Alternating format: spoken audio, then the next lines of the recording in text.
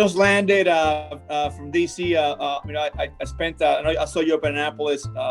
I did see Dr. Barber up there too. But just a great 2 days of diversity discussions in at the Naval Academy. I had the opportunity to listen to the Secretary of the Navy speak last night, and I heard the second half of his discussions here today as I was driving from the airport, and I'm just really energized by everything that's going on in the department, but certainly in our Navy and as a whole. So as a graduate of the Naval Academy, I was really impressed with the Mets last night, the discussions they had, and then the engagement the last 2 days that we had with them on the difficult discussions that we're having on how to improve diversity and inclusion for everybody.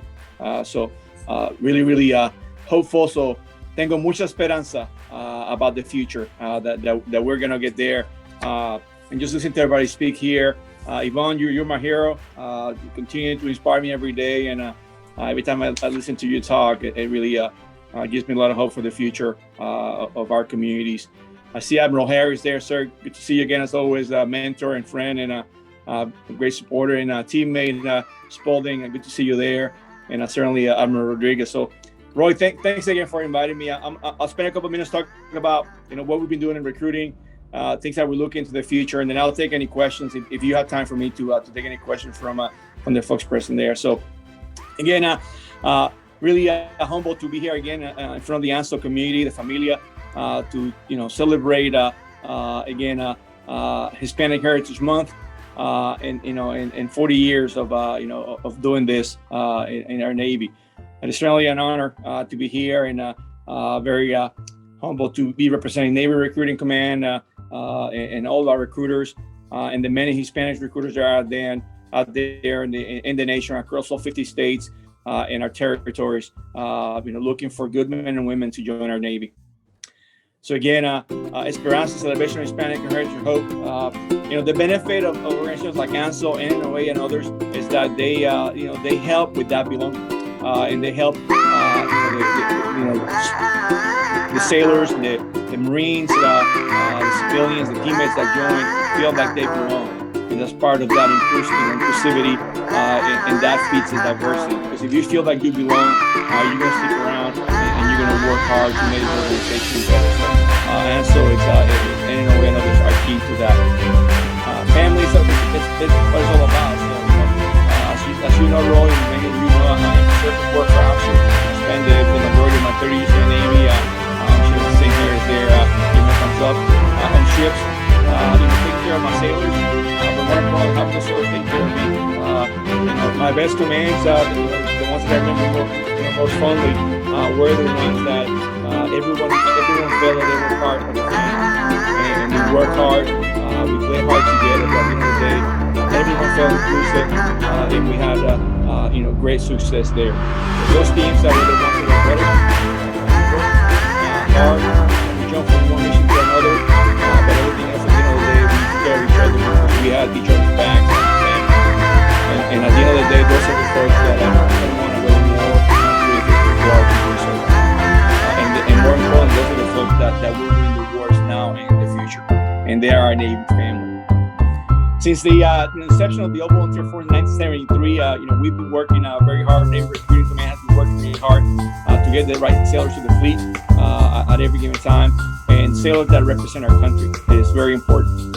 So Navy recruiters, we continue to look for the right sailors, the right civilians to join our forces, and it's vitally important as our Navy continues to support our global interests. And Secretary Toro spoke last night and again today about the imperative to ensure that we maintain our presence, that we're able to maintain our maritime dominance across the entire globe, to ensure that our interests are protected anywhere they're challenged. So it starts with people, and it starts with the diverse force that we need from every state in the country. So again, never more important than today. There's lots of things that are conspiring to make it a challenge for us to reach that goal, and I'm going to highlight a few, and then I'm going to tie that to how you all there in Anso and NOA and other organizations can help us continue to bring in the right men and women to join our Navy. Number one, physical fitness, medical issues of our population continue to decrease. Only a fraction of our population has served in the military, and that number continues to get smaller and smaller every year. And we continue to go back, to kind of the same fish in a pond to fish for those recruits. So less teachers, less coaches, less family members that have served. Make it much harder for us to connect with the local communities and inspire folks to serve in our military. And then competition from other sources, again, for that talent that we're looking for. Again, we're looking for the very best, and those folks that are the very best always have plenty of opportunities to do other things other than join the Navy. So in order for the Navy to be the premier employer, we need to look forward to assess the talent management playing field. And although propensity continues to decline, it is really significantly declining in the Hispanic population. Even though the Hispanics continue to account for a higher percentage of the population of the United States, the propensity to serve amongst the Hispanic populations is really heading in the negative direction. So population is going up and the propensity is going down, which is a bad recipe for our success in the future. As time goes by, our officer corps slowly drifting away from the American people it serves. So again, less and less diverse members of our officer corps continue to join.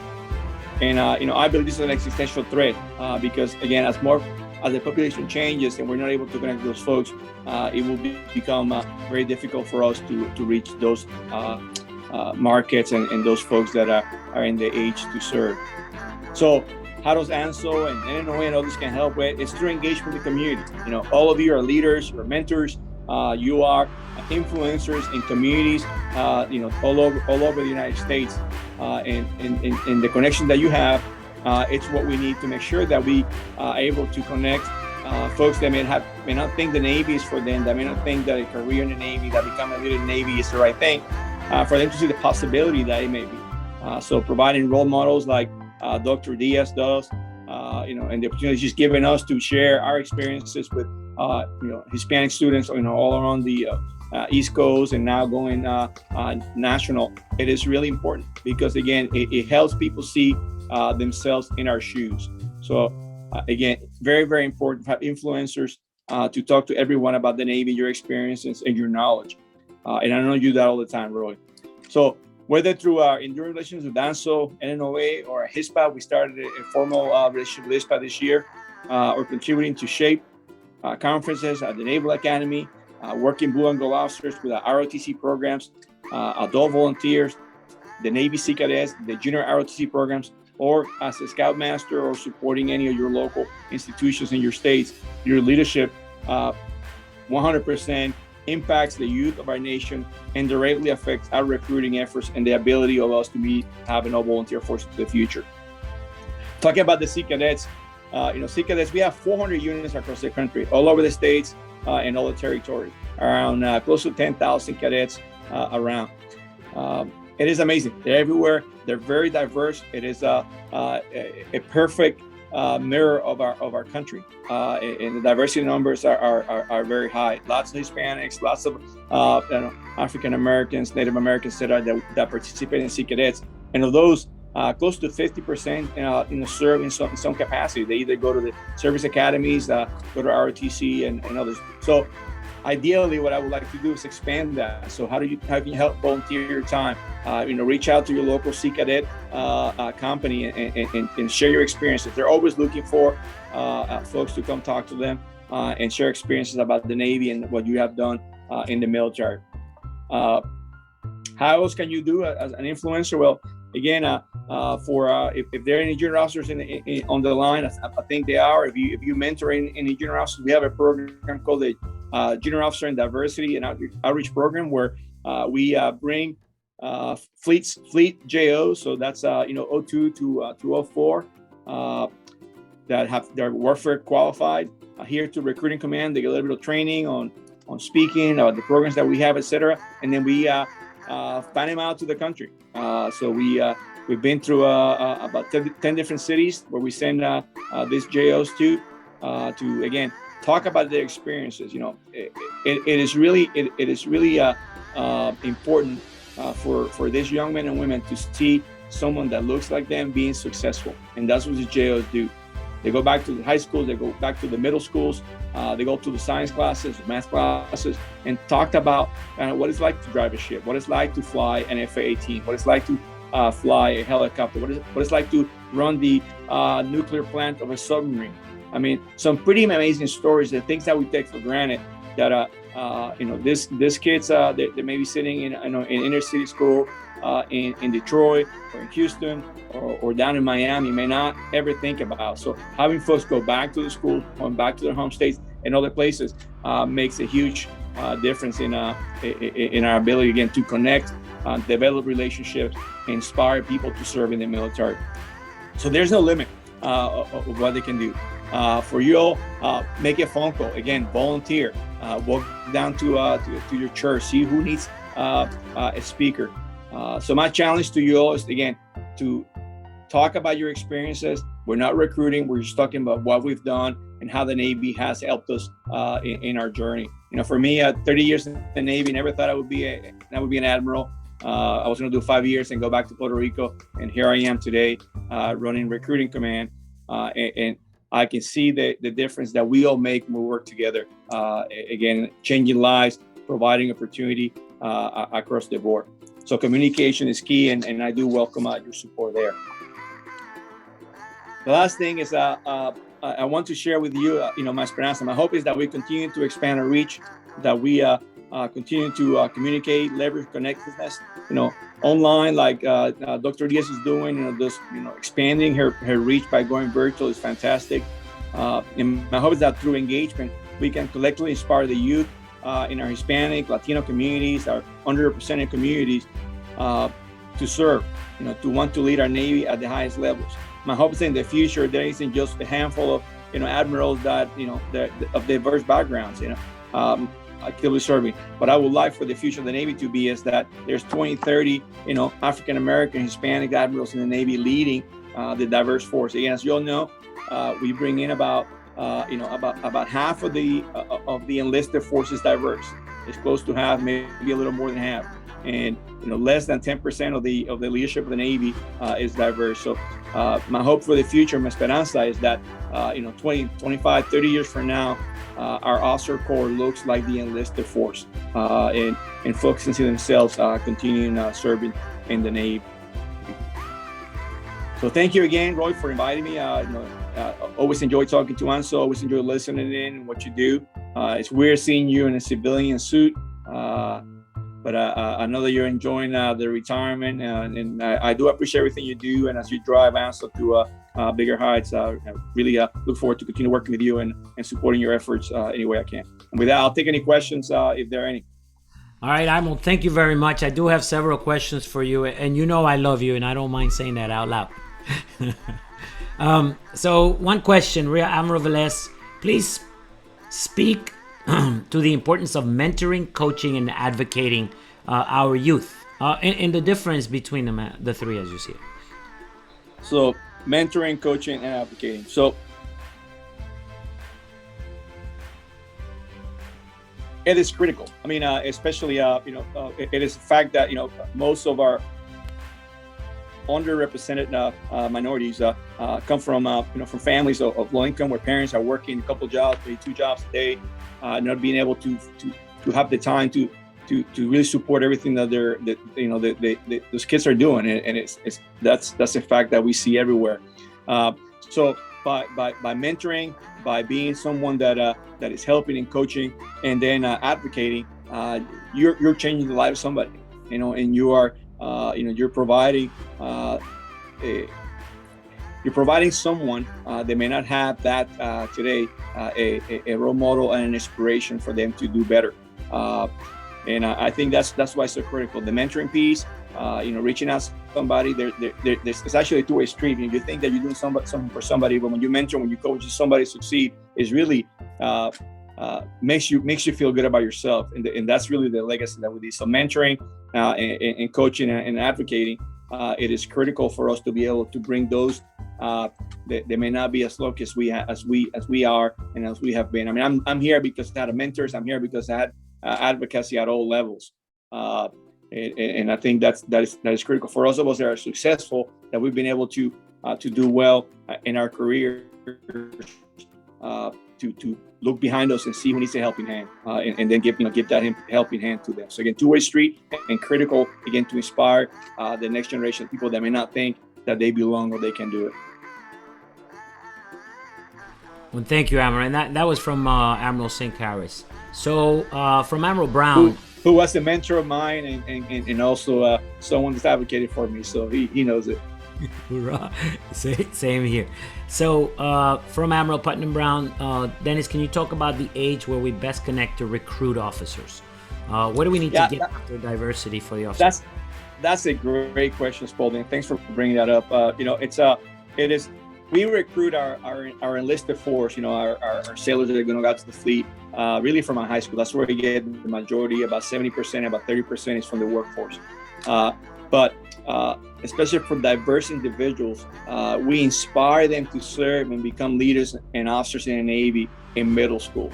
So the SECA's planted in elementary and middle school, and I know that Yvonne knows this, that's when you inspire people to dream big about what they want to do when they grow up. It's in elementary and middle school. And it's the same thing for us. We inspire those kids to achieve greatness in elementary and middle school. If you wait to high school, sometimes it's too late, and other times they have other plans that don't involve the military. It's not recruiting, but it's really just talking about experiences, what you've done. It's really that's what brings people in. It's the things that we've done, the 67 countries that I've visited, the things that I've seen, for Spalding is flying a jet plane. So there are things that no other employer can provide and show, and we have that, the adventures. Or I know your presentation, you talk about those things. So having those conversations, reaching out early on to plant those seeds, and showing them that they can do it will help them, because it's critical that that they know they have a goal, and they still start working on what they need to have to achieve those goals in math and science. Is super critical, especially for our highly technical rates and for our officer corps to be able to get a commission and be a leader in the Navy. And thank you, Admiral. I certainly was at the 7th grade is when I made the decision I wanted to be a captain. I was thinking merchant ships, but the Navy worked out. so thank you for that. Next question is, Rear Admiral Velez, we'd like to know more about your program. That's from Miss Victoria Bones at DOD. She'd like to know if you could share the name of the POC, and we can do that in chat, or you can say it, and we'll write it down. So I assume you're talking about the Junior Officer Diversity and Outreach Program. I'll happy to send you a quick slide. My diversity director is the one that runs the program. But in general, we solicit officers from our warfighting communities, where our 3 and 4 stars come from. Lieutenant Engineer grades, Lieutenant Commander, so 02 to 04, junior officers. And what we do, they get some formal training here in my headquarters, and then they stay with me for about a month. And we travel to diverse locations across the country, connect with, again, middle schools, high schools, and some elementary schools, to talk about the opportunities, for them to tell their stories. And again, we're getting some great feedback. People want back.